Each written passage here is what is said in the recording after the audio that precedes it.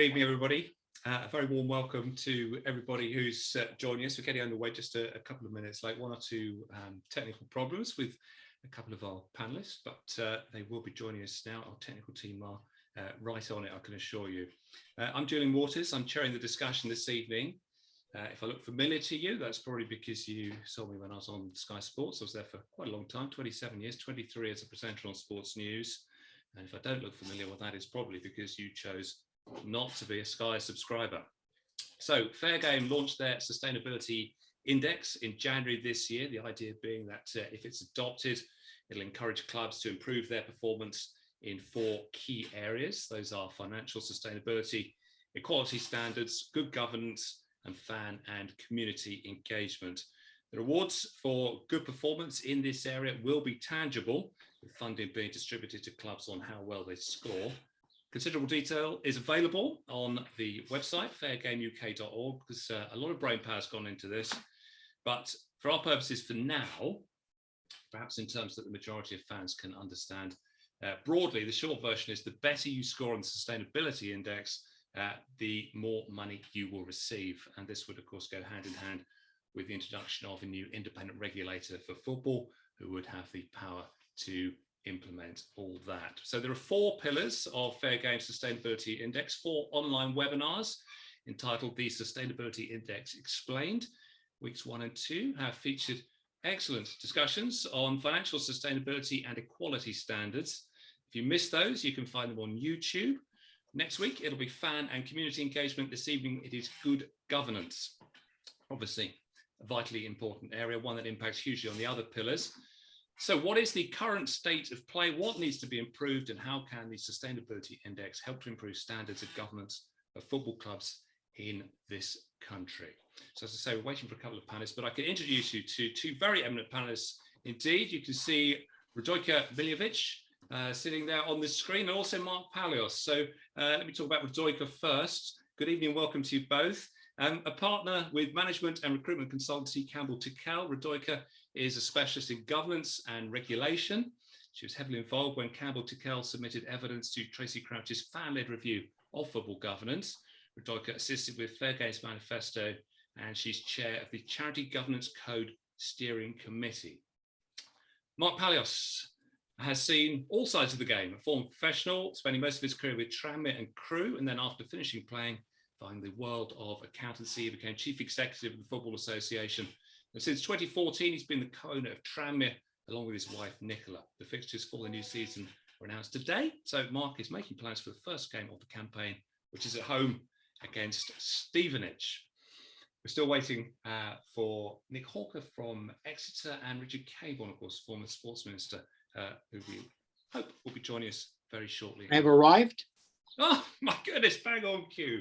Hi, Richard. How are you? You okay? Well, great to see you. Sorry about the technical issues, but delighted that you're in. Let me introduce you then. Former Member of Parliament, of course, for the Labour Party. You represented the constituents of Sheffield Central from 1983 to 2010. Minister of Sport from 2001 to 2007. Of course, that was a time when London was awarded the Olympic Games for 2012. And of course, Richard is a Sheffield United supporter. A quick word of thanks to our sponsors this evening. They are Transfer Lab, which is LCP's player scouting platform. LCP, big supporters of Fair Game. And also thanks to Campbell Tickell, who are also very much in the Fair Game corner. Now, we want to make the most of our panel this evening. We've got them until 7:45. So if you've got any questions you'd like them to answer, please write them in the chat box. We'll come to some of those towards the end of our session. And we're also keen to get your opinion during the session. So we'll be asking you to vote in a couple of online polls as we go along. Now, I also need to let you know that the discussion is being recorded and it'll be available later on YouTube. So let's kick this one off by having a look at the current state of play. I'm going to come to Radojka first. Your field of expertise, working across a wide range of organisations. How do you view the standards of governance at football clubs in this country, Radojka? Do you feel that clubs generally display high standards of governance? Well, I think it would be hard to say systemically that there are high standards of governance. So, of course, that doesn't mean that there may not be individual pockets of good governance. But I think, you know, I look systemically at how is good governance encouraged. how is good governance encouraged, incentivised, driven? And I think that there aren't enough of those levers in football governance. I'd make some other observations. I think it's not always easy to get governance right, and there's been a bit of a lag in the world of football, and maybe a lag in the sports sector more widely. The introduction of the Code for Sports Governance a few years ago was an attempt to address that lag, and I think it's been really successful, actually. I think it's a really good example of how adopting some kind of universal standards helps to drive improvement. I think my approach to good governance, I'm an enthusiast about governance. Governance is about really talented people working well, effectively together. And I think trying to encourage people to move towards something rather than beating them up about what's failed in the past is always helpful. And I think there is a future ahead in football that could be very different, and the independent regulator is part of that, obviously. We know that there are examples of terrible governance in football, you know, the demise of football clubs, clubs in administration, lots of examples of insolvency when, you know, after the establishment of the Premier League. I think, you know, appalling stats on board diversity and certainly lagging behind other sectors. So they are all kind of markers of poor governance. I think the question is more about how do we support and encourage and enable football to get to a better place? And I think it's always going to start with the quality of boards, some of that conversation. And, you know, I'm sure we're going to be unpicking that as through the course of this evening. So I'll perhaps leave it there. But I'm an enthusiast for seeing capable boards in football. Okay, thank you very much, Radojka. Mark, then let's turn to you. Obviously, massive amount goes into running a football club, doesn't it? How much emphasis on governance do you have at Tranmere? Can I just roll back a little bit? Because Radojka, this is your area of governance. And to me, I was always taught that abstract terms are blunt instruments for conveying information. And governance is one of those abstract terms which means different things to different people. I'm actually, by the way, Julian, I actually sit on the ECB Finance Risk. I was also a director of British Judo, responsible for governance, etc. So I have a background in this, but more as a user rather than as sort of an academic in terms of what governance means. But what governance means to me is, in fact, good governance is where people, where the stakeholders have confidence in basically decision-making. It's decision-making. Are the decisions aligned with what the organisation, the industry, the social entity that you're governing want to happen? And that comes down to me. I am also multidisciplinary. I'm also a behavioural psychologist. So for me, it comes down to the people within the process now, because that's always the fly in the ointment. So for me, I define good governance as having, you look for having the right people who are competent. That's the first thing. And that's, you know, they know when to bring in other advice, other experience, etc. Are they competent to make the right decisions? And the second thing, fundamentally, in terms of the personal attributes of these people, is that are they, how can I say, are they objective? Are they conflicted? No. Are they objective? And the other thing that I see, I'm asking you, Radojka, really, is this consistent with your view of governance? The other thing is, does the system have enough checks and balances in it to make sure that those people are there doing what they should be doing, as it were? And one other thing, just before we get away from technical definitions of governance, I think one of the problems I find with football, and possibly because I've got experience of everything, including being a player for 17 years, basically, one of the things I find is people salami slice all of these issues. So for me, I just checked that we're talking about the same thing. Radojka, I see, when I look at football, a couple of things. One, there is a big difference between what I would call the institutional governance, the macro elements of governance, the FA, the PFA, all those bodies. And then at the micro level, a lot of what the sustainability index is targeted at, which is the individual components, which are the clubs. And the two are different things. One is the context in which they work, and one is the actual clubs themselves. And I think, you know, unless I'm wildly out here, that's the type of debate that I would frame the whole debate on governance. Can I just come back, Julian? So, I mean, I would agree with some of that. I think in a way, the macro bit is what I might call the systemic stuff. What is the infrastructure that's in place to, as it were, establish, promote, embed, ensure that the tenets of good governance are the foundational point of how organisations in a sector operate. So that's why we have codes of governance and regulatory frameworks and all sorts of things in other sectors, precisely to make sure that there is this kind of foundational compliance.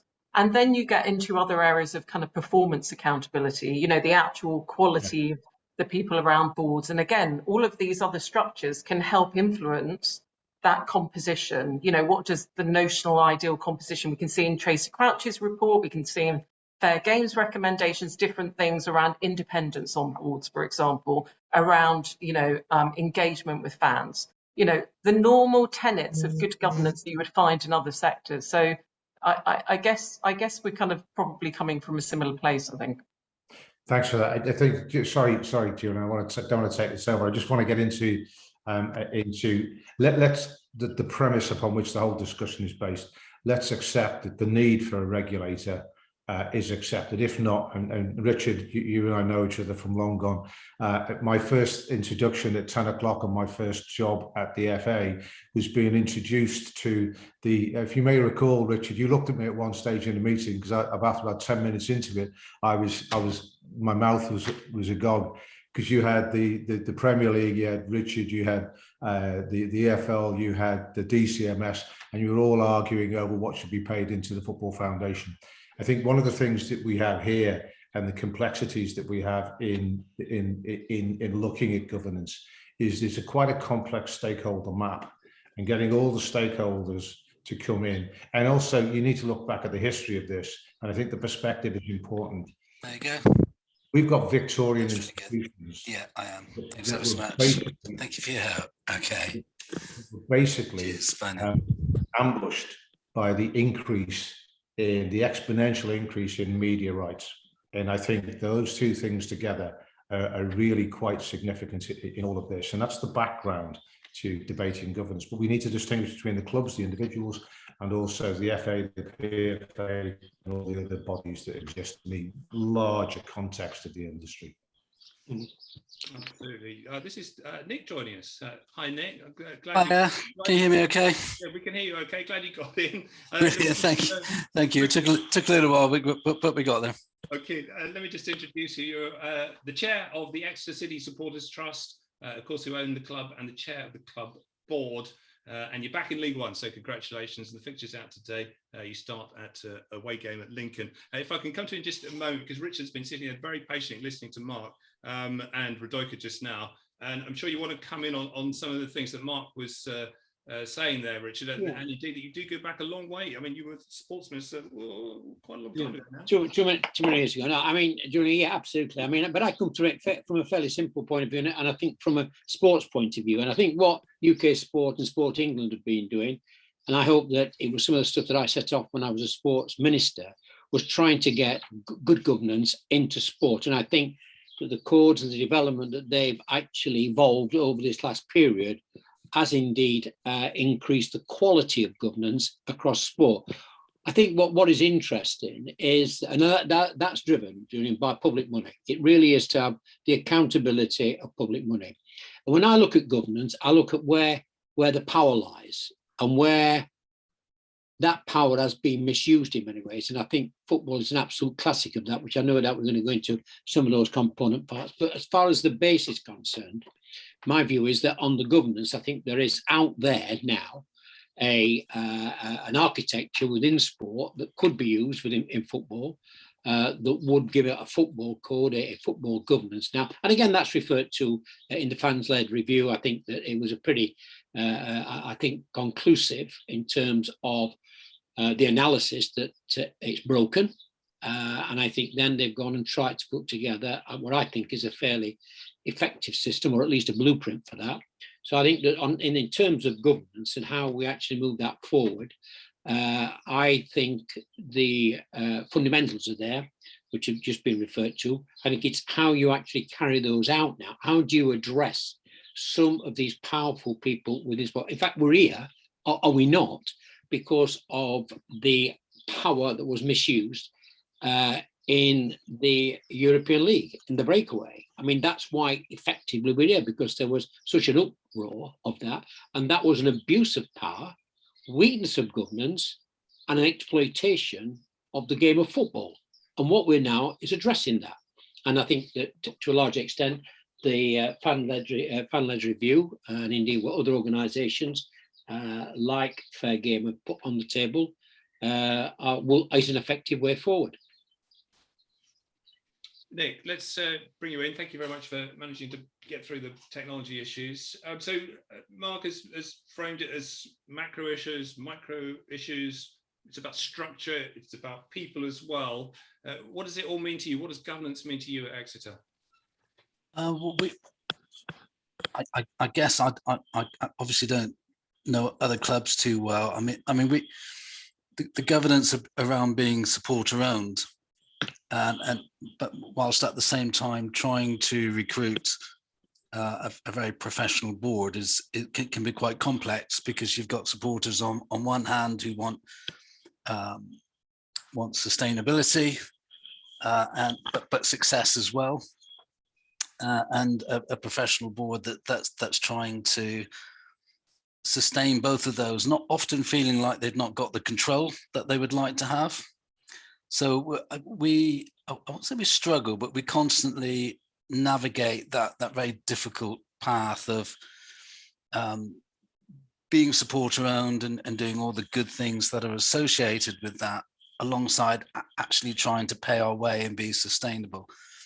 I think the difficulty, and certainly my personal approach to it, is I try to view a football club as an institution rather than a business, and to recognise where it sits in the community and work to those strengths, rather than to just be purely focused on the success that happens on the pitch. I don't know if that makes sense. There are lots of different ways that you can measure success. So certainly we were very pleased last season. We could measure it on the pitch, but also in terms of how we inject value into the community. And that helps us with our governance, to be honest, because it allows us to be almost like a charity sometimes, and we don't panic about profit. We just know that we have to try and break even and measure our success in ways that are sometimes outside of the football pitch. I'm sorry, I'm coming into this late and I'm rambling a little bit, but I don't know if that sentiment makes sense or not. It absolutely makes sense to me. Mark, obviously, do you recognise those feelings as well? You've got a different structure. You own the club with your wife. You've got a different structure, but you recognise those feelings of continuity and sustainability, and you're part of the community. Yeah, I mean, if we dip down into, I do, and by the way, congratulations in terms of your promotion. Thank you very much. I think the constant tension that you have between balancing what I call feeding the beast in terms of what goes on off the pitch with what goes on the pitch is right. I mean, that's the essential balance that you get. I mean, I can go on for ages and ages, because my background was as a turnaround, an insolvency practitioner, then a turnaround specialist. So I think one of the things that you have to look at is, I mean, I can get to the point that at this point in time along the continuum, it's like they used to say in the American elections, it's the economy stupid, it's wages stupid. Sorry about that. I mean, that's where I start from. But listen, if you can look at it as a business, and you do look at it as what I call an anchor institution within the community. And what we have done, and what I think I said to the community element of the community conference in the EFL when I first went there, is that the football club can be used as a more effective local delivery vehicle. So what we do is, in a variety of ways, you can use a club that can deliver stuff that the councils can't deliver. A classic example will be alternative provision. So kids won't go to school, but they'll come to an orthodox organisation like a football club. So if you change your mindset about it, you can actually make a business case out of being a community asset. I mean, that's what we have done. And we've developed a relationship with the the local council that enables them, for example, they're just preparing to fund a feasibility study for potentially a move of the stadium. So we've got increasingly close to the local council. When I was at the FA, a lot of local councils actually fought with their tenants who were the football club.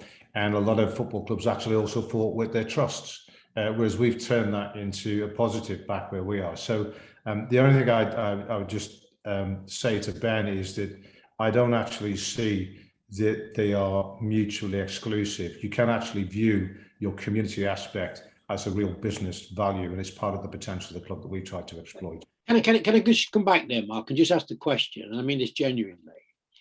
You're in a marketplace, because you said it's the economy stupid, and it's, you know, it's pay, it's wages, and I accept that. But how is it that you've got an unregulated market that's driven from the top, which is totally unregulated, and it actually is being able to feed, and we saw, I go back to the point I made earlier, the European League, that's where it'll come from. That was driven by greed because it was totally unregulated. So you're in a marketplace that is unregulated, wages can go sky high, and yet you're trying to have a, as it were, a degree of corporate governance within, and I've just said about Exeter as well, and yet you're in this marketplace because that's where you are. And I think that's to some extent what has now been addressed in the review. It is how do we bring in an independent regulator, but what they're going to regulate is actually the governance and a licensing system that's going to bring at least some sanity back to the marketplace, because it's been insane. It is insane. I think most people accept that the marketplace of football is insane. And that's because we've allowed it to gravitate to an unregulated market as a monopoly. And what you've got at the top of this business that you're in is a monopoly of 20 clubs. And they are determining all effectively how that business is run. And unless you actually deal with the cause and not the symptoms, quite honestly, you'll be running around forever to some extent, like I did when I was sports minister, when I set up the Burns Review, as you well know. But you were there. I know. Can I just take that back? Listen, I'm more than happy to have this debate. I'm not sure it's on, because this is a broader context thing.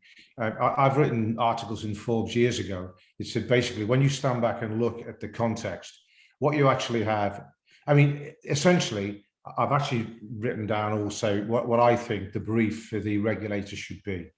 And we've started this debate here. Now, if the debate, if we accept that the premise is we are trying to protect the pyramid, and I'll define the pyramid as having 100+ clubs at least who play in competitions whereby those competitions allow competition to be reinvented every year, rather than just a business run in roughshod, you know, what I call the March of Mammon, which has happened over a period of time. And if you stand to look at it, the first thing that hit me between the eyes when I went to the FA was actually there's a tautology, there's a difficulty within the professional game, because as a business, which is a professional game is, you kill off competition. Now, what you have to do as an administrator is to reinvent competition every year. Now, so there you have a major problem. There's a further problem. One of the attractions of the pyramid, as we see it, is that there's this constant relegation and promotion right the way through the pyramid.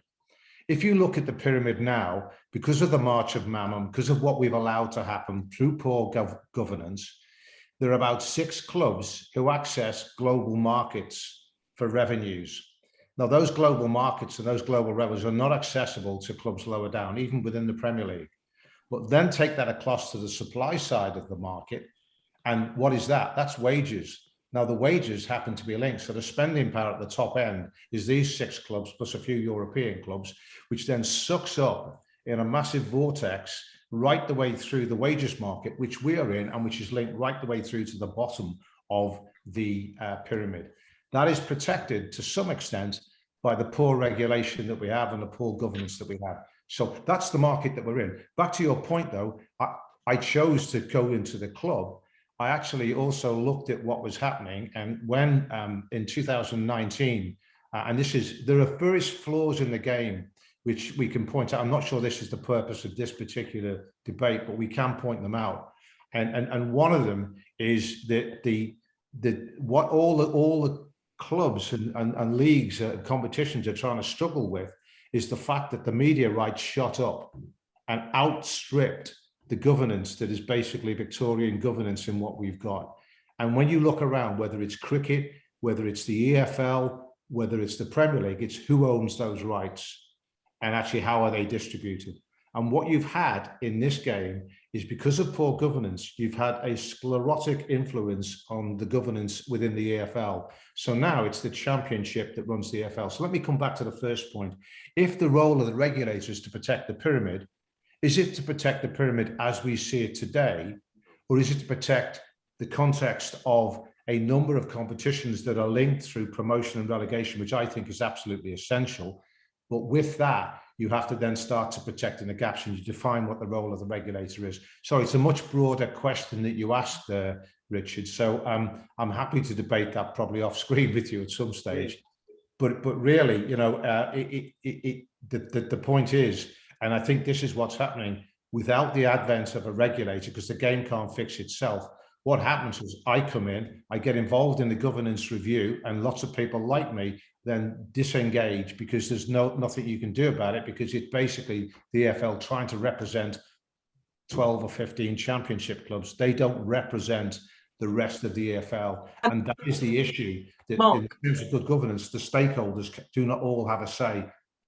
This is why, I mean, in a way, you're both drawing out why we have to look at it systemically, the whole ecosystem of football. It's not just about at an individual level what's going on with an individual club. It's about how the whole ecosystem operates. You know, the fact that so many clubs actually rely on huge injections of cash from individuals. This is not a financially sustainable model over the long term. It's a model that's constantly being propped up in different ways. That cannot be a healthy ecosystem. So there's one thing about the systemic, you know, solutions, and then another thing about how you operate at the individual level of you know, creating. And it's not that football is being treated differently, it's that actually football has been sitting in its own bubble. In other sectors, you know, codes of governance, regulatory frameworks are the norm. So in a way, what we're trying to do is create the same opportunities for football to give assurance to the public that it's run in a responsible, to the public and to its own supporters, that it's run in a responsible way. Okay. Absolutely, it's what I was saying before about systemic as opposed to the individual components. And I'm not going to hog this up, Julian. I've obviously thought about it a lot. Heaven forfend, Mark. Heaven forfend. I need to move you on because we're going to do a couple of interactive polls now. This is where it gets pretty clever stuff. So we're going to ask a couple of questions, and we'd like you to all join in, attendees, panelists, on menti.com. That's menti.com. You can do it on your phone if you want. And this is the first question. So what you've got to do on your Zoom screen there, you'll see a Menti code at the top, which is 23153436. So you pop that into menti.com, and that will fire up this question, which you'll see on screen. And the question is, do you think most football clubs in this country display high standards of governance? So it's a yes, no, don't know scenario.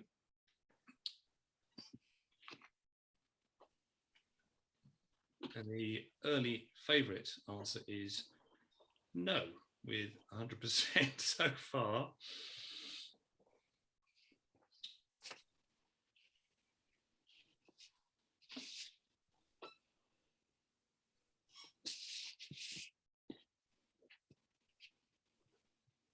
So in terms of our discussion and the reason we're here this evening, this is validating it all, isn't it, really? 100%, not a single dissenter, not a single don't know so far.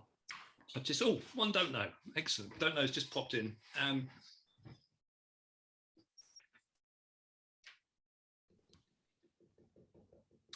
Just give it a few more seconds, let a few more people vote. I know when I was doing this last week, it took me a little while to fire up my phone quickly, and everyone was in danger of moving on before I was ready.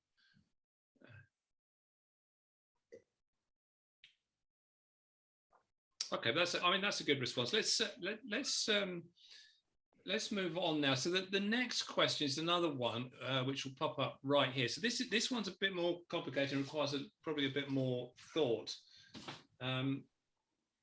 So which of the following are the most important to improve governance standards within football clubs? Now we're asking you to rank these, with 1 being the highest priority and 5 the lowest. So organisational structures and internal processes need to be better. The makeup of clubs' boards needs to be better. Clubs need to operate in a more transparent manner. Clubs need to conduct their business with more integrity, and clubs need to be more environmentally friendly. I'll just go quiet and let you have a little think about that one.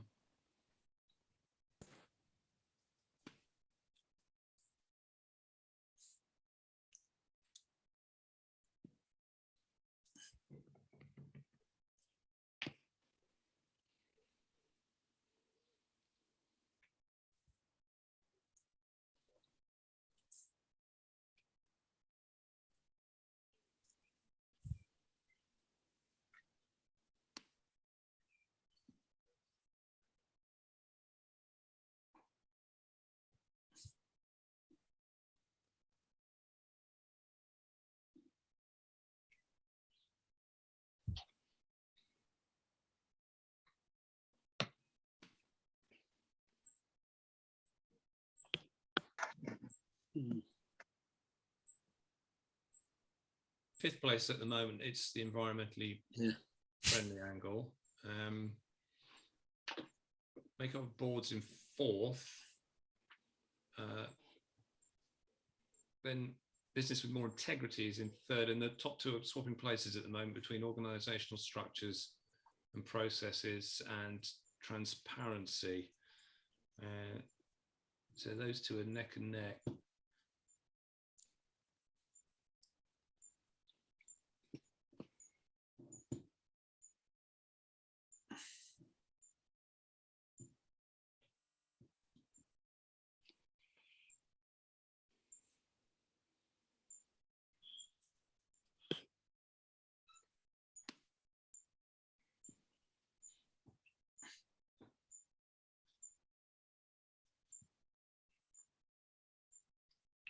Okay, it's a good response so far. Radojka, perhaps what do you make of this? So it's organisation. Well, I feel slightly out of sync with it in a way, because I can see that somehow the kind of cultural elements of, I mean, I suppose in a way what I'm reading into it is a kind of, please correct me attendees if I'm wrong, but a sort of feeling of cynicism about how clubs' cultures are orientated at the moment. But for me, the one that's in number 4, the makeup of clubs' boards, the transformative effect that a club board could have on all of the other pieces is absolutely fundamental. So I see it as somewhat foundational to say, have we got the right governance? If we've got the right governance, they'll be driving things around the openness, accountability and transparency of the organisational culture. They will be looking for assurance about how the club operates. They will be, trying to be responsible stewards, blah, blah, blah, blah, blah. So I'm probably a little bit out of sync with the audience, and maybe it's just reflecting my background as a governance professional. But I guess I'm reading this kind of cultural anxiety. Are you really giving us confidence about how you operate? And maybe that's influencing 1, 2, and 3. But for me, without number 4, you're probably not going to get 1, 2, and 3. So. Okay. Can I just say, Radojka, on that, it's quite interesting. Do you think people are voting for the first 3, let's say, on those, and your 4th, which I don't disagree with what you're saying, but and the problem is just directors there and not the makeup of club boards. I mean, it's not ownership. If ownership was in that as well, because I think a lot of people are out there are thinking that if we get the type of governance and good regulation and good licensing that I think many of us would like to see, that would have a fundamental effect on the people who were the directors and indeed who are the owners of some of our clubs. Because the reason that many people are involved in football at that level we're talking about are not necessarily for the reasons that we would want them to be involved. So I Absolutely. think there could be a significant change, and I think a lot of people may well walk away from some of those jobs as director because the control of those three above it, 1, 2, and 3 in its various format, would mean that they will be working in a totally different environment to the one we're working at the moment. But maybe, Richard, maybe people are feeling, even if the board changes, that there's an anxiety about the remoteness of the board or the connection with fan engagement. And certainly that one has seen that in other sectors. So maybe there's also a sort of niggling anxiety about, inverted commas, the professionalisation of boards. You know, is this actually going to give fans what they want? So I don't know, it'd be great to hear from some people in the chat about what is it that's kind of driving those results. And where does the shadow board fit into this as well, Rick? As well, you know, the idea that you have the board and a shadow board as well, where the fans, you know, would have be part of the legal framework of the new regulation that on certain things would have to be consulted, got a veto and so on. So there is a totally new structure there. There are checks and balances being built into the system if it's accepted what's in the fan-led review with the regulator and the board structures, and whether people are fit and proper persons. And maybe the makeup of clubs boards needs to be better. Is a kind of slightly, sounds a bit woolly. I mean, in a way, needs to be, you know, diverse, skilled, in touch with the views of fans. You know, if we were expanding that statement, maybe more people would sort of feel more supportive of it. Yeah. I think one of the things you've got, my attention is immediately drawn to the transparency issue, because I think if that transparency is required, as opposed to it being optional, then that forces your board to be all of the issues below. If people know they have to produce unabridged accounts at the end of the season, if the supporters know that somebody is going to stand in front of them at the end of a season and explain the accounts to them, so it's, all of that I would imagine would discourage the more dubious people who sit on football club boards. It's really about honesty, as you know, many things in life are. It's about people being honest and feeling able to communicate without the fear of being ridiculed, and all the secrecy around transfer fees, all the secrecy around where money is being spent. What we found at Exeter is that we're completely open with it. Often transfer fees you can't be, because there's there's contractual terms you have to meet. But as far as we're able, there are no secrets, and we lay the numbers bare, and I stand up in front of supporters at forums, and they're able to ask any question they want, and I'll answer it. And I think what that does, I mean, I'm very proud of our club board. I think we've got a really professional board that balances the legal, the financial, the governance, the kind of sales and marketing, alongside directors appointed by the Supporters Trust, who are supporters. And it feels like, well, it certainly does work, but I think that transparency, but we enable the board to be transparent, and the supporters will actually protect those professional directors, and the professional directors will buy into what the supporters want. So for me, transparency is huge.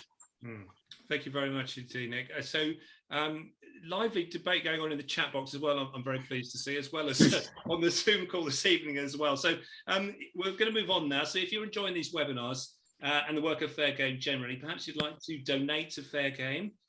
It's an organisation run entirely by volunteers. As you can see, they've done an extraordinary amount of great work already, and you will find the link to that in the chat box in amongst the comments as well. So why not make a date as well for the same time next week, concluding webinar on the Sustainability Index Explained.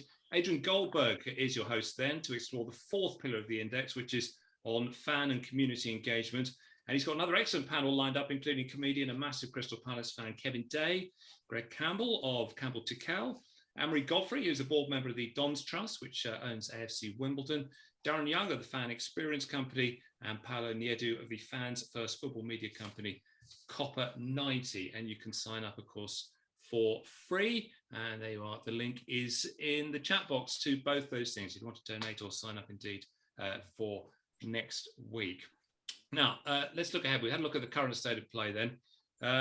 Let's have a look ahead. Let's start with you again, Radojka, kick us off on this one. How can the Sustainability Index help to improve governance standards of football clubs in this country?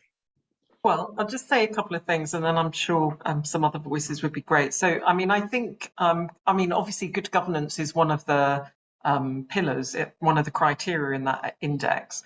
And I again, I'm probably going back to my previous answer, but I see it as foundational. I don't think you're going to get the other three parts, equality standards, great fan engagement, financial liquidity and sustainability without having good governance. So for me, it's first among equals in the sustainability index.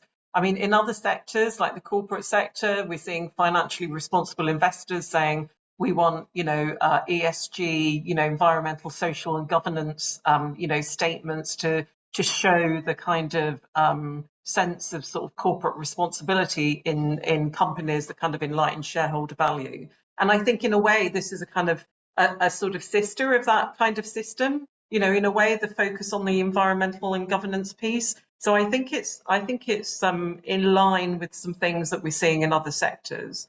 I think it's also a kind of a way of trying to incentivize and reward sustainable, responsible behavior over the long term. So it's a kind of counterbalance to the short term, reckless, let's live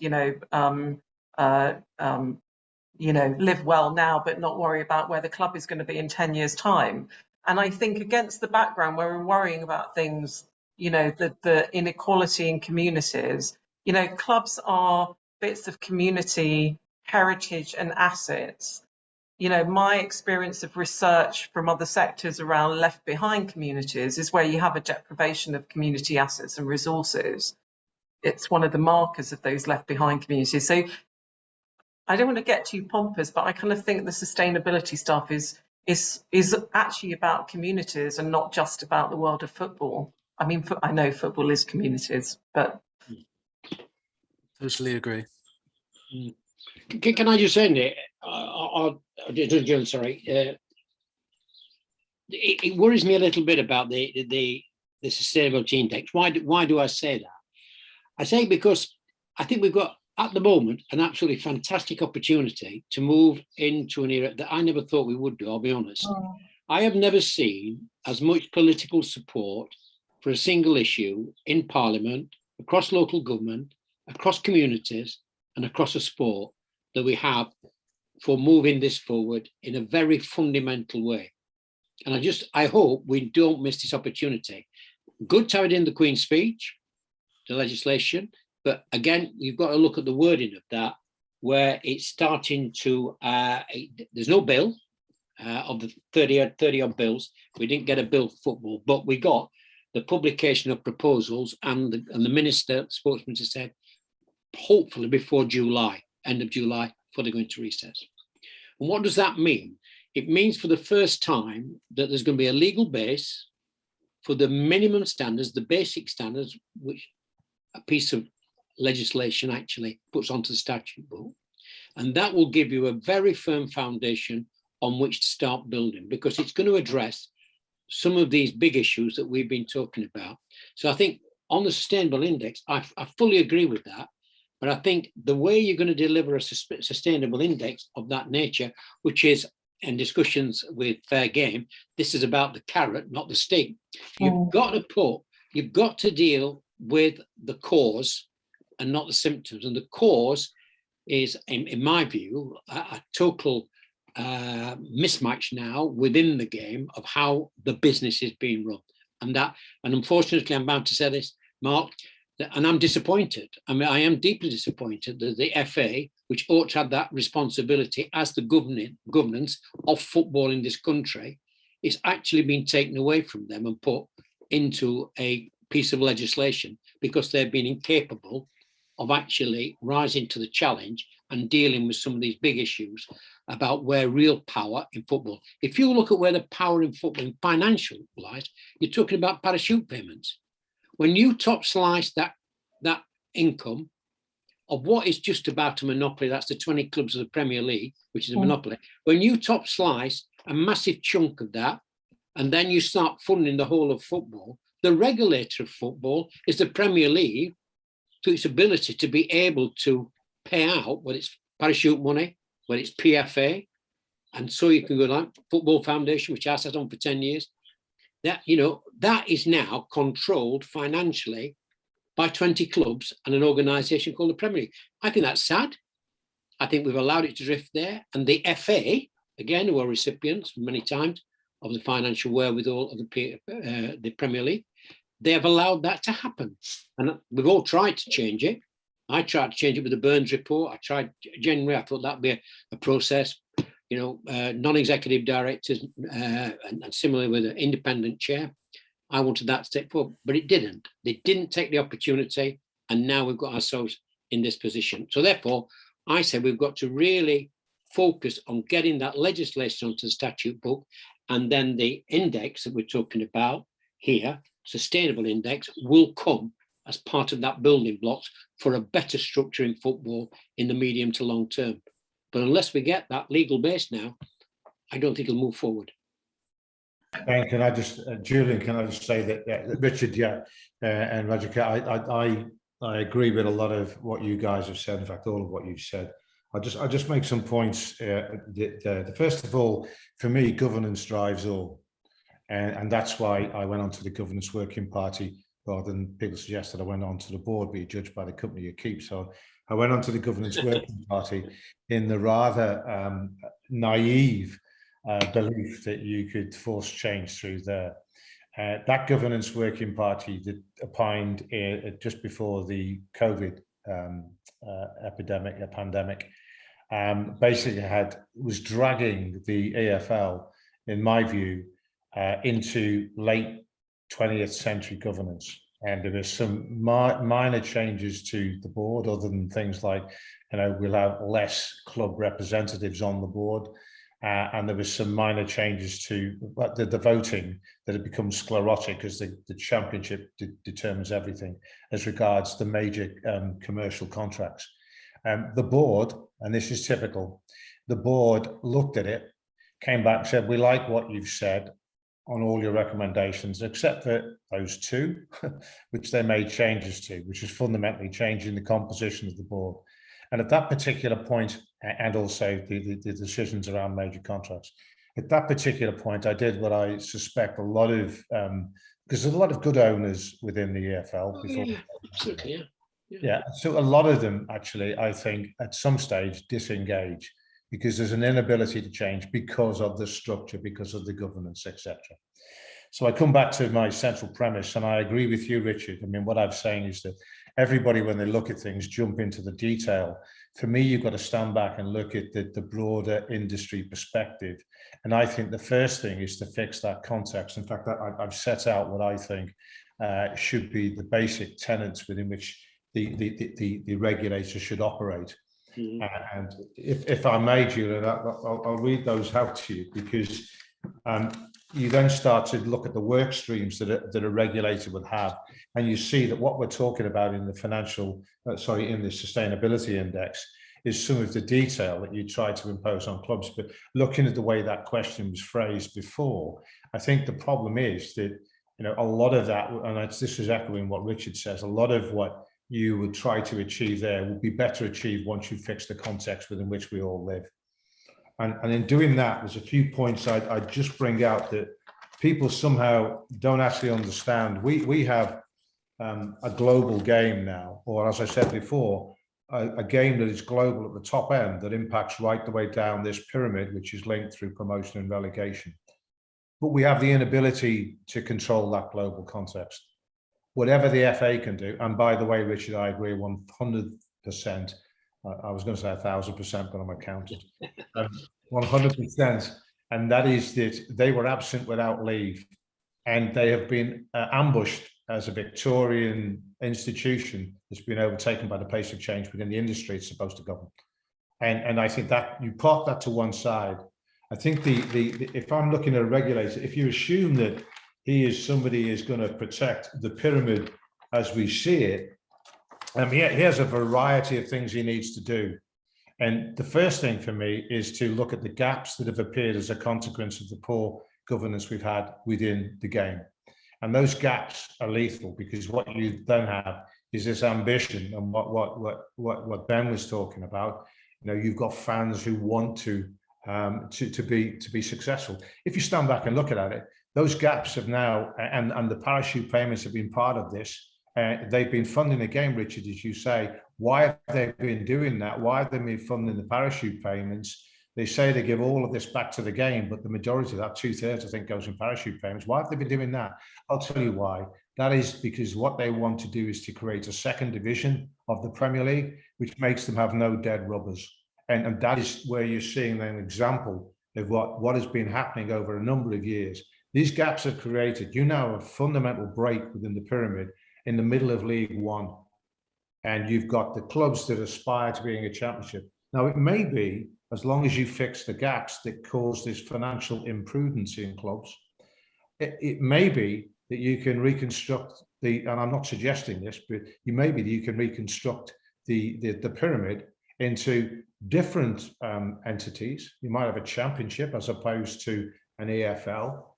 But the important point is that if you're going to have the benefits of promotion and relegation, you've got to reduce those gaps. That's the first and the primary thing that the regulator has to be looking at, because we do know from past practice that the EFL, who represents, I think, 12 or 15 clubs, not the 72 clubs that they've got, cannot do it. The FA are absent without leave. If you want an example of that, and we've got so many examples, look at COVID. Look at COVID. That is an example where the fable of the football family was exposed. They had an absolute inability to get together to solve the situation. Now, my job when I was at PwC was actually organising sort of crises and getting the stakeholders together. Tried to give that to them, but actually people went to meetings, they didn't go to negotiate. The PFA were left out there, the EFL were over there, the Premier League were over there. And I fundamentally say that when you look at COVID, what you saw was some of the great things about this game, and that is that individual players, individual clubs had a good COVID. They did great things for their community, etc., etc. But the organisations that are part of this bigger context that we've got to fix, they did not. The Premier League sat where they sat, and the government intervention, I think, helped both in terms of the system that they put into support on wages, both in terms of changing the competition laws, so there could be a downflow of funds into the pyramid. Well, you came through COVID, so I mean, well done on that, obviously, and at Exeter as well, you came through it as well, Nick. Can I just pick up on something that Mark said there about this gap between the divisions? He's saying that League One is basically cut in half. The half teams want to go in the Championship, and the other half are kind of fighting to stay in it. You're going into League One. How do you look at that? I think I agree entirely with Mark. I'll be honest, the Championship doesn't enter into many of our discussions. When it does, we say things like it would be nice to experience it, but I think as you've got to consider whether you enjoy doing what you're doing. I know it's not. I don't know. Is that a governance thing? It probably is somewhere. I'm not sure we would enjoy being in the Championship. There seems to be so much. It's win at all costs, and I'm sure Championship clubs do great things in the community. But I'm rather proud of what we do. Mark's said earlier the work that Tranmere do, and we're certainly aware of that. So I'll come back to the measure for success. We would like to be our next ambition, if that's the right word, is to be a sustainable League One club. But we don't want to compromise the work that we do in the community for the community in order to chase some dream. That seems, even though it's within touching distance, it just seems so far away to try and even begin to match playing budgets, even in League One. You know, it's going to be tough. So I would much rather do what we do best, and I think that's serving the community and having a sustainable football club. Well, if the sustainability was introduced, you know, in the world down the track, a well-run club would get more money. You know, you may feel that you could compete better. I think success in terms of being on the pitch is not always about money. If it were, we wouldn't be in League One. It's about a lot of things. It is about governance and how you run the club. It's about whether the manager, the players, the staff buy into your governance, whether they actually agree with it as well, so that you've got a good working environment. And it's also about the supporters understanding and believing what you're doing. You know, we made a decision a long while back that the only way that we could see to being truly sustainable is to develop an academy. And that means probably that we have to provide a pathway for academy players to get into the first team to pursue their careers. And that might mean that from time to time, you drop points, you lose games because you want those players to develop. I think our supporters understand that. They understand the way that we're not going to win every game. They understand where we sit in the pyramid. The pursuit of success through the leagues, I think, is a bit of a dangerous hobby to have.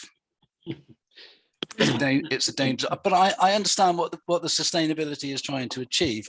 There will always be big teams. There will always be teams like Exeter, who we're a bit out of the way. We're a long way from the hotbed of football, so we're always going to struggle geographically, I think. But I think we'll concentrate on doing what we do really well. What would help you, Nick, on that? I mean, it's just that, again, in this discussion that's going to be taking place, I hope, and probably has taken place as well. But a regulator is a regulator. But what does that regulator regulate? And that would be some type of licensing system. And that type of licensing system really will determine, I think, what you've just been saying. And let me say, Nick, it really, really is refreshing to hear somebody like you talking about what your objectives are with a football club that's got such an impact, you know, in the area that it is. And you know, I say that for Sheffield United, I'll be honest, because we've got a fantastic academy. You know, we Carl Norton, Carl Walker, Harry Maguire, but they all come through our academy, and I'm very, very proud of what we've done, and as a community club. But you know, we've got the other side of Sheffield United. I think we had a quiz question that said, well, what football club that had got Interpol chasing 3 of its previous owners at any one time? You know, and we shall leave that one on the table for you, Nick. But nevertheless, I'm not sure Interpol know where Exeter is, but there you are. Well, I can answer it for you, but I won't. But what I am saying, Nick, is that there is a case where you can create a structure which can be regulated, that should allow you to do what you want for your football club and your community, and feel that that's not being exploited by a structure out there that's mitigated against you. And I think that must be the medium to long-term objective of what we're trying to do in this debate, which I think, you know, the greed and the selfishness of that European League, you know, I mean, I think really epitomised the worst element. I think what you've epitomised here is the best element of football, if I may say so. It's the first time we've met, I think, Nick, but you know, and I really do wish you well.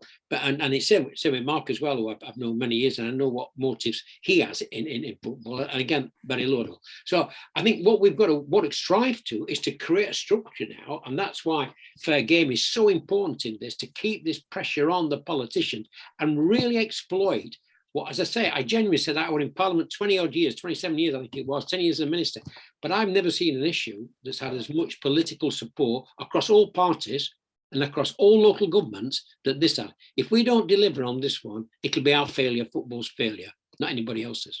Good. Julian, can I just political antennae are still alive and well and tweaking and testing the temperature. Julian, can I just get in on that, just to because I think it's a very important point that Richard makes, and that is that this is a massive opportunity, and I think that one of the real benefits of the whole fair game operation, and one of the reasons that I sort of tagged my name to it, and was grateful to be asked, was because I think that the important point now is you need to look at the modus operandi of football. And if you look at it, Richard touched on it before, the Premier League bankroll the game, all those particular institutions he talked about. And as a consequence, they control the game. Another aspect of their modus operandi is to walk the thing into the long grass.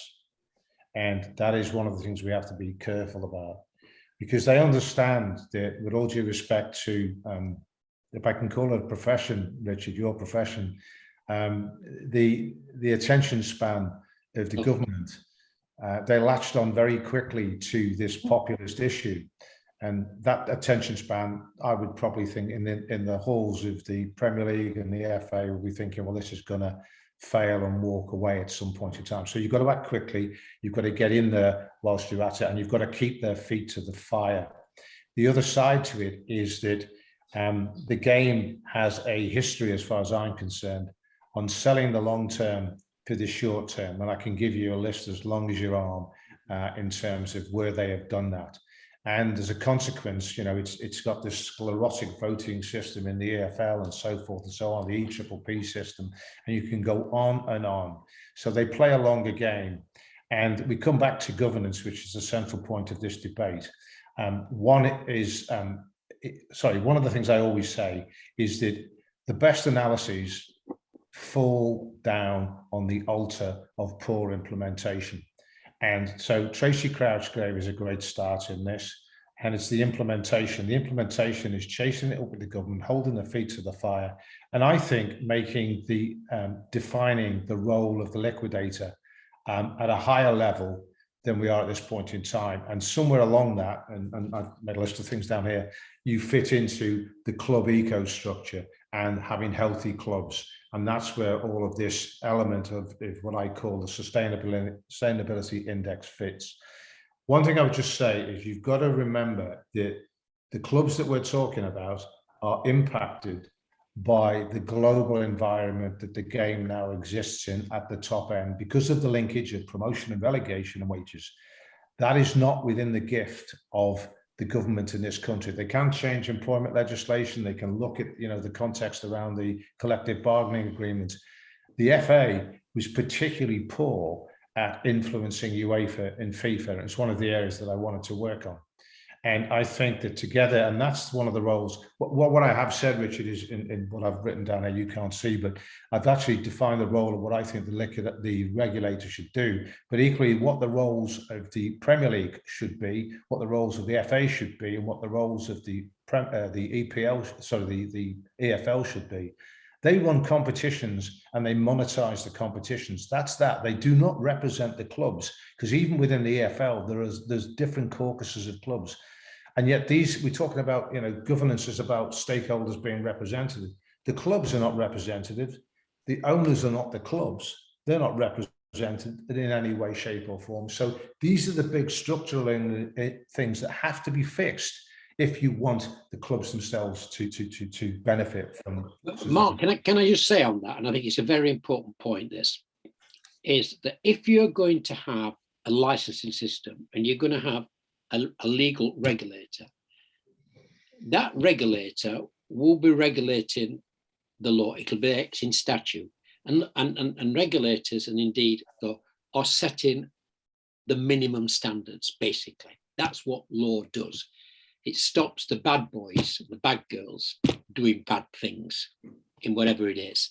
And so therefore, when you're looking at a regulator, you're looking at a regulator that's going to bring the standards up, and they're going to regulate those standards. And those standards will be to a large extent determined, I think, by the club licensing system. Now you can influence that, but that will be a minimum. That's a minimum that you're going to have. And that's what the law will say. beyond that, if you want to reward and develop further, that's the role of football to do that. That's what the FA should be doing. That's what the government. I agree entirely. Whether it's so I think, not to get carried away. The law's it's not going to wash through everything here. What it will do, it'll set new standards. It'll set the bar, and that's really what we want. Beyond that, it's going to be responsibility of football, and that's how I view it. I agree with that entirely, and I come back to a point in terms of change management. If you're at A and you want to get to E, you've got to go through B, C, D to get to E. Yeah. We've talked a little bit about cultural change, and fundamentally, if you really want a well-oiled governance system, you need a culture that matches that. Yeah. Now, you've got to start, and that's where I see the regulator being as part of this process, that they set out, as you call it, the basics. Then you gradually implement the things. I just don't think there are enough individuals within the game. I don't think they have the ability at this point in time to pull the levers that make the cultural change that you'll get to. That cultural change is down the road. One example of that is everybody talks about the officers and directors test, right? That's a test you can get over the hurdle. It's weak. Yes, you can strengthen that. Yes, you can monitor, etc. Nobody ever talks about educating directors to be directors of football clubs. And I can tell you from all the businesses I've looked at, it doesn't prepare you to be a director of a football club. No. Okay, Mark and Richard, I'm absolutely fascinated. I do just need to move us on a little bit now, and we're going to do another poll again. We're going to bring it back to the sustainability index, which is obviously the peg of why we're here. So we're using menti.com again, and the screen will pop up magically with the question and the code you can see at the top, which is 98672394. So this is another one of the straightforward ones. Do you think that adopting the sustainability index would improve governance standards at football clubs in this country? A simple yes, no, or don't know.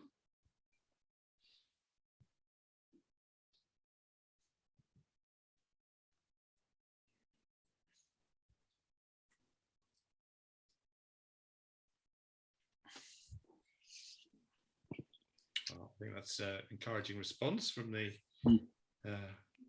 attendees, and encouraging for the authors of the Sustainability Index, and good news for fair game. It's a yeah. I mean that in politics, 94% is not a bad result, Richard. It's not bad at all. Yeah. No.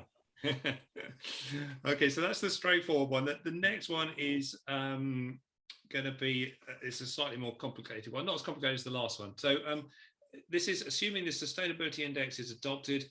How long do you think it would take before football clubs' governance standards are at an acceptable level? So are you an optimist, a pessimist, a realist, or whatever? Less than 5 years, between 5 and 10 years, between 10 and 20, more than 20, never, or they're already at an acceptable level?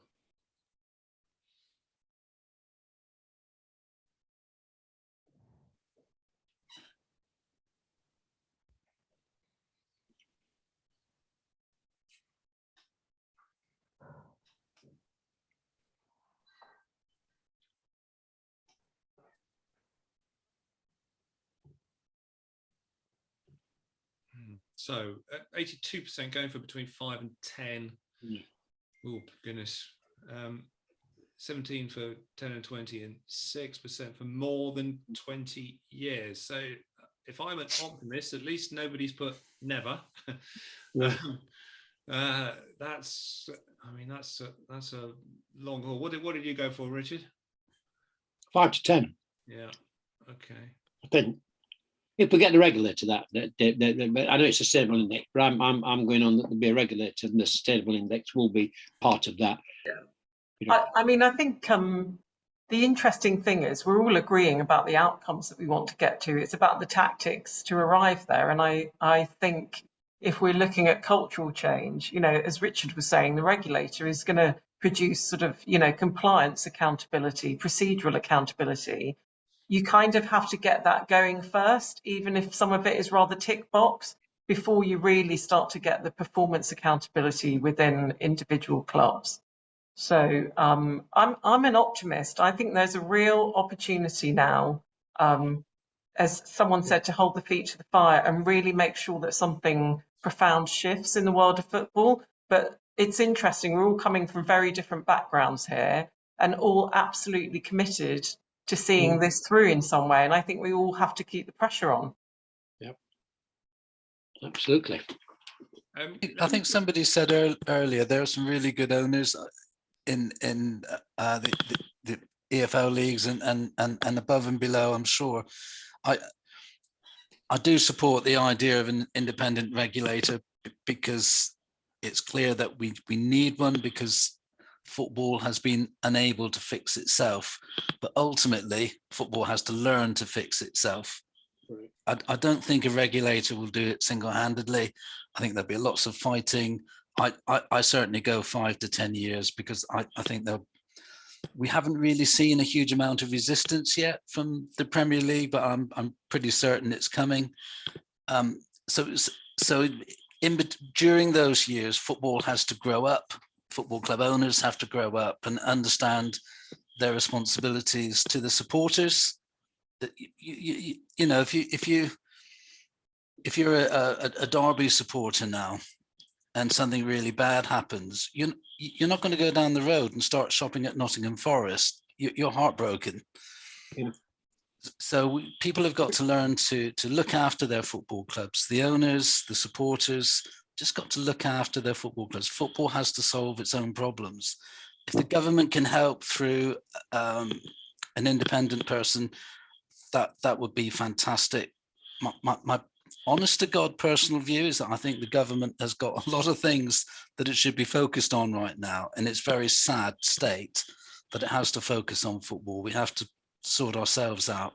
And that there are people in football who are able and willing to do that. We just have to spread the word a bit. Nick, if I can ask you a question. If there was more stability of investment into football for the reasons that you've given, and indeed others have given as well, as you said, the veteran, do you think that other people would come into football? Do you think what I'm saying is, would we get an increase in the better ownership of clubs if you create an environment in which you would like to work to deliver for your community, deliver for your club, and so on? But at the moment, the odds are stacked against you. Because of the structure it is, because of the poor governance and the way the business is run, very much by half a dozen clubs. I mean, if that changed and changed it fundamentally, that what we would want with a regulator and a good licensing system and the like, do you think it would attract a different type of owner into English football? I think anything. It's horrible to say because we're all in the business, but there is a kind of dark side to football that I think makes it unattractive. If that's what you're kind of suggesting, we're very lucky. We don't pay club board directors; they come and work for us and give their time for free, and which we're very grateful for. That makes us respect. Helps us to respect the directors who come along. You wouldn't do anything for free if you didn't have the best heart in terms of doing it, but I think the point you're making is that if football wasn't seen as such a shady business, would better people come forward? I think that's true of any business, okay. any business. I'm very conscious the clock is racing on, and the been so good. I just do need to take a few questions from the chat box because that has been very lively as well. John Scales has put the stein's been coming off his keyboard. He's put in a huge question, but the gist is: could the FA be split up to two primary functions: a regulator and governance of the game, strong and independent, and development and sustainability of grassroots and amateur game? Mark, of course, this was your area of expertise. I mean, does this idea have legs that the FA could be the regulator and carry on doing what it's supposed to be doing at grassroots? I think that the first question is tainted by the reality of where we are, and I don't think the organisation can change sufficiently in terms of where it is, in terms of its current structure, to be. Can I say this? It's terrible. The FA has a lot of good people in it. Has a lot of people who contribute a lot of sort of valuable volunteer time throughout the county FAs, etc. So I'm not decrying them. I just think at the end of the day, there has to be massive structural change from what is still a relatively Victorian entity. So I don't think they can step into the shoes quickly enough for a regulator, and they're funded. A lot of the funding, as Richard said, comes through indirectly through the Premier League. Okay. So I don't think they do that. I think they should stick to sporting decisions in terms of disciplinary stuff. They should look at, most importantly, I think for me, in terms of this broader debate on governance, is to have influence at UEFA and FIFA, because they will only really speak to the FA, they won't speak to government, etc. So they should be the mouthpiece of the game in this country, whereby if you want to change things like the wages market, you've got to involve UEFA and FIFA, because it's a global wages market. That's one of the key aspects of what they need to do. They needed to run their competitions and to commercialise those competitions, and they need to run the England teams, the representative teams, and I think they run the grassroots of the game. So that's the broad agenda I would leave with them. All of these issues, I think, that we've been talking about fundamentally get into areas whereby they're conflicted, they don't have the power, they certainly don't have the structures at this point in time, and they abdicated any real responsibility for the professional game. And Richard, you'll know this, they abdicated responsibility in my mind when they had a professional game board. It was like Groundhog Day. I used to go and present to the board, I used to present to the professional game, I used to present to the amateur game, the same presentation. So I think that they abdicated responsibility at that point, and it's a very difficult short term. They wouldn't do it. They couldn't do it. And I think that's borne out of the fans vet-led review as well, where it says that if the FA was to be reconstituted, it would have to have at least a 50% plus one in terms of independent directors that will bring a whole new different, as it were, dimension to how the game is governed. So I think there'd have to be some really fundamental changes at the top level before you could actually start addressing those questions that's just been asked. That was a big sort of macro question. I've got one for you, Nick, really. I think which is much more of a sort of detailed question, which is from Martin Parnell, who says, how could clubs in the lower leagues ever be sustainable on the playing front with academy transfer rules the way that they are? Of course, Exeter, a good track record of producing players, haven't you? I mean, Ollie Watkins, Ethan Ampadu. Yeah. What do you make of that question? Well, we're the living proof that you can do that. But the cost, as I alluded to earlier, is you have to have a really patient supporter base who are not going to be, if I can put that slightly differently, if you look at our record, we've had 2 managers in the last 14 years. Yeah, so we drive consistency and sustainability through not panicking if you lose 3 games because you've introduced an academy player and you built a team around him so that he attracts the attention of other teams. That's kind of how I feel we've driven our success, such as it is. So it can be done, but you have to be patient, and supporters have to learn that they have a role to play in this fan-led review, in the sustainability index. Supporters have to contribute something to it, and maybe that's their patience while football sorts itself out. But I understand the question because the EPPP and what you get, particularly when you sell a player at 16, it just breaks your heart. I think in terms of that, Ben, there are a couple of things. It's not a one size fits all. I mean, you have the benefit of your relative geographical exclusion, which is also a burden that you have to bear. So you can actually attract the guys. If you look where we are, we're not getting into too much detail. If we run a Cat 3, there's immediate filter on what you take in, because the parents take them to Liverpool, Everton, Man United, Man City. Yep. So we get third rate in. They then input in a Cat 1. They input maybe 5 times a week. We input twice a week. So we're putting less input into them. And then if you do discover a star, they nick them age 12, etc., and so forth. So you then look at what comes out at the end of your academy in those circumstances. We've changed our tactic, and we actually go and recruit from those academies when the players don't make the first team, because the people in the Premier League are now shopping all around in the jungles of Borneo and so forth and so on. So at the end of the day, we find that as a more efficient thing. But the point I'm making is it's not a one size fits all on that. Absolutely not. Absolutely not. And it works for us, and everybody has to find their own way, don't they? But it can work, I think is what I'm saying. But there's a pain to it. There's a pain to it. Yeah, no, that's the patience is. Yes. We, even at what we're trying to do, we understand that there's a patience with a younger squad. So, yeah. Yeah. Okay, well, this has been absolutely fascinating. But I'm afraid the clock has ticked on, and it's time for our evening meals. Yes. So I'll just we at the moment we'll go to menti.com. Just finally, I'll come to that shortly, just for one last hit there. But absolutely massive thanks tonight to our panelists, Radojka, to Richard, to Mark, and to Nick Hawker. Absolutely fascinating discussion. Thank you so much, all of you, for all your wonderful contributions tonight. Also, thanks to our sponsors at Transfer Lab, LCP's player scouting platform, and Campbell Tickell. And thank you to everyone attending.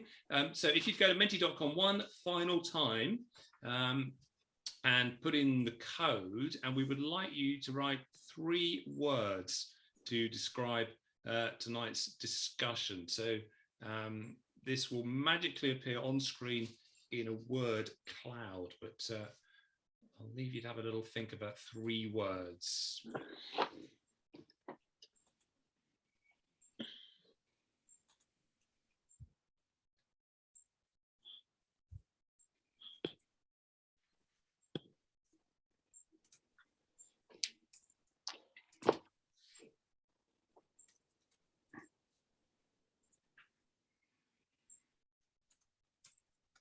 Well, let me speak on behalf of the panel. I mean, those are terrific responses.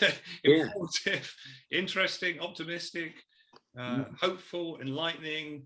I mean, you can't hope for better, can you, Richard? No, definitely not. And if we keep that going, we'll probably get an legal independent regulator in the not too distant future. Well, that is very optimistic and hopeful and interesting, informative of you. Very well said indeed. So thank you very much indeed to everybody, to panelists, attendees, Eileen on the technical this evening. It's been a tremendous session. Don't forget, next week, Adrian Goldberg is in the chair for a discussion on fan and community engagement. And that has a panel that includes the comedian Kevin Day. I'm off to sign up for that one right now. My thanks again to everybody involved this evening. We'll see you again soon. Bye for now. Yes, thank you. Thanks, Julian and Richard, Nick, Mark. Guys. Cheers. Bye, everyone.